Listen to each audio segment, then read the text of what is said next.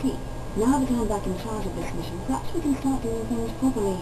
Hopefully our escape from Taris will go more smoothly than when you rescued me from Desert. I know you're new at this, Bastila, but a leader doesn't berate her troops just because things aren't going as planned.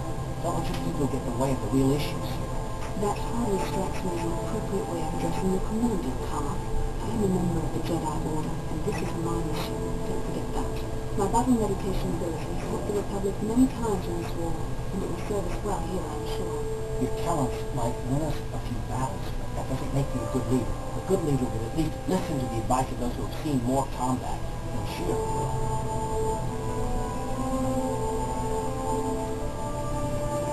You know, I have my doubts about this mission, but I figured the Jedi Council wouldn't put you in charge if you weren't prepared. Here you are, acting like a spoiled child. See, it's true that I don't have much military experience. Perhaps I should not be so quick to judge. Very well, Park. What do you suggest we do? First off, we can't get hung up on who's in charge, but we all need to work together if we want to get off this rock. The answer is out there, we just have to find it. Well said, Park. The sooner you start looking, the better. I've already been a prisoner of the Vulkars, and I don't plan on being captured by the Sith.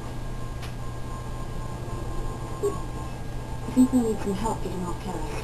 Maybe if we ask around, one of the locals can help us out. Should probably start by asking around in the cantinas. Is something wrong? You seem as if something's troubling you. A vision. A vision of what? Strange. Such visions are often a sign of force sensitivity. I'm not sure. It may be that you have some connection to the force. It would not be a matter. When we first met, the natural talent may have been off my own possibilities. It is possible that in the excitement of the battle's aftermath, the force allowed you to witness one another more intensely in ways. The force is complicated. Even I, with all my training, do not fully understand it yet.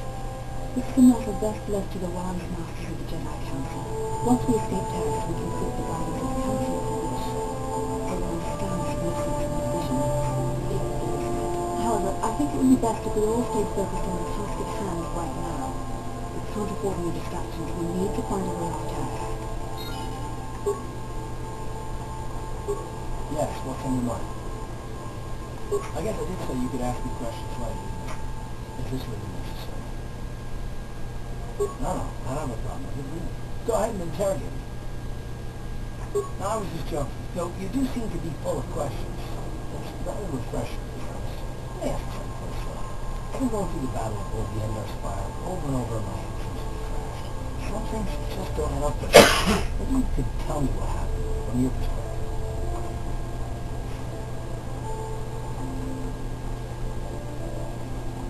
Sure. Bastila is powerful, as I say. She's the one who defeated Darth Revan, after all. I guess that no Jedi ability, no matter how powerful, makes up for being completely surprised and outmatched. We didn't choose that battle anyway. It got forced on us. Hell, I'm just as surprised that any of us are alive to talk about it. It's more than a little surprising that you happen to be here, too. But just what is your position with the Republic fleet anyway?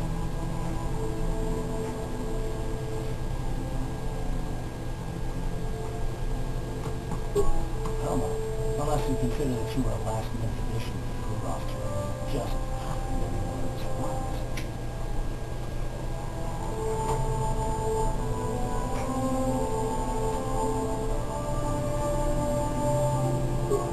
Ridiculous. You've more than proved yourself since you crashed. We wouldn't have made it this far without you, but still. No. Maybe. Don't get me wrong, it just seems odd that someone Bastila's party specifically requested to transfer aboard happens to survive.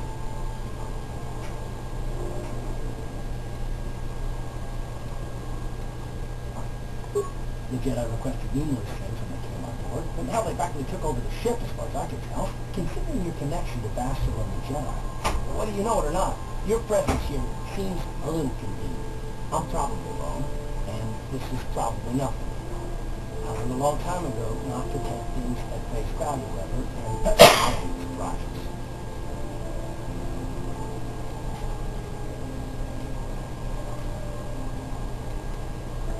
I mean, I have to expect the unexpected, just to be safe.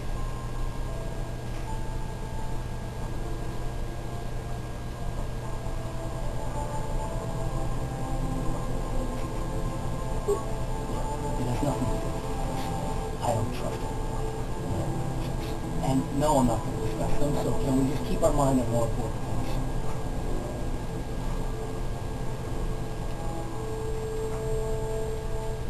All right. You're pretty damn tenacious. You know that?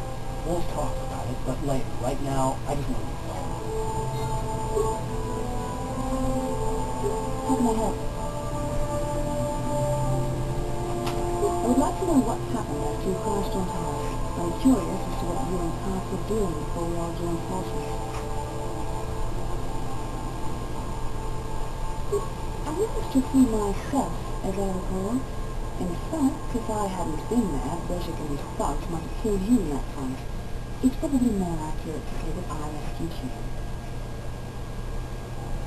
I admit that I probably wouldn't have been able to free myself if not for the brawl after the sweep race.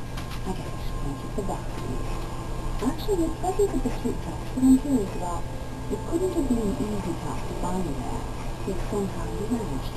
You also avoided detection by the Sith, discovered I was a Vulcan prisoner, gained sponsorship for the race, and became the Tower Sweep champion. It's such a resume. Yes, well, I hardly consider myself a damsel in distress. I'm a member of the Jedi Order, after all. But I won't deny the impressed you that you are. When you chose to join this mission, none of us expected this much from you. The Jedi could have done such things, of course, but only by drawing heavily upon the Force.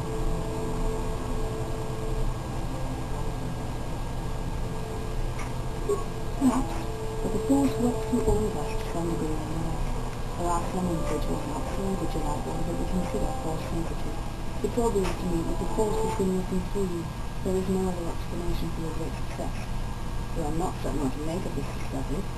Perhaps if you weren't, well, if you were younger, the Jedi might take you for training, but as it is.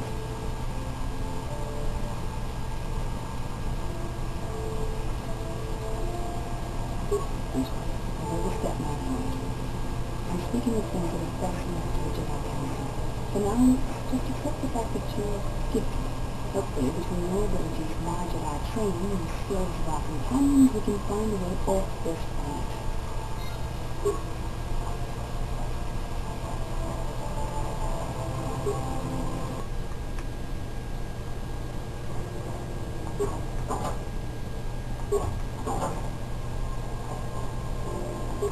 Hey there, what can I do for you? Really? You want to know about me? Nobody's ever really been interested in me before. What do you want to know? Big Z's my family, you know? My parents, well, I guess they're dead. It was just me on my own until the day I saw Zalbar in the lower city. I could tell right away he was in trouble. This was before the January trial. But even then, the Vulcans were scum. A few of them were hassling Big Z, trying to pick a fight, but he wasn't looking for trouble. Hey, nobody said the Vulcans were smart, but there were 3 of them, so maybe they figured they could handle him. I don't know. Anyway, I don't like the Vulcans the best of them. And when I saw them picking on this poor Wookiee, all alone on a strange planet, overwhelmed by the big city, I scoffed. I screamed out, "Leave him alone, you poor swine!" and charged right at them. One of them saw me coming and slapped me so hard he was about to knock me cold. Hey, I don't need a lecture from you. You ain't my mother. I knew what I was doing. Those folks couldn't scare me. They're nothing but cowards. I knew how to deal with them. Of course, I never got the chance. I guess Zalbar didn't like seeing me get smacked around. He let out this howl and yanked that Vulcan a meter up off the ground and held him there by his throat. The other 2 screamed and ran off. Can't say I blame them. The first time you see an angry Wookiee up close, it isn't a pretty sight. I thought Zalbar was going to rip that punk's arms off and beat him to death with his own fist. The Vulcan was so scared, he fainted. Or maybe it was Big Z's breath was knocking him out. Keep telling Zalbar to brush those choppers and he will never listen. Just stay up when you speak and you'll be fine. Anyway, I knew those Vulcans would be back from friends, so I grabbed Zalbar and we took off. Ever since then, we've been a team. We look out for each other, you know?